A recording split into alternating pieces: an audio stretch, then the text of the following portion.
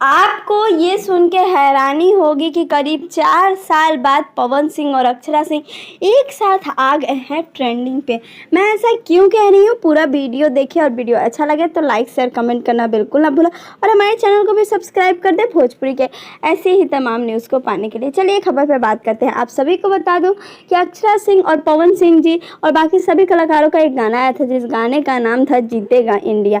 जैसे ही गाना आया, गाना ट्रेंडिंग कर रहा था, बहुत लोगों ने पसंद किया। विनय विनायक जी द्वारा इस गाने को बनाया गया था, जो कि म्यूज़िक डायरेक्टर वही थे और उन्होंने ही इस गाने की वीडियो एडिटिंग की थी। बात करें तो ये छोटे छोटे पार्टों में सभी कलाकारों से रिकॉर्ड किया गया था और एक साथ मिलाकर इसको वीडियो बनाया गया था, जिसमें खेसारी लाल, निरहुआ, मनोज तिवारी, आम्रपाली दुबे और भी बहुत सारे कलाकार थे। रितेश पांडे जी ने इसमें आवाज़ दिया है। लोगों को काफ़ी पसंद आ रहा है गाना और इसमें पवन सिंह और अक्षरा सिंह सबसे खास झलक थे इनके, क्योंकि एक गाने में एक साथ।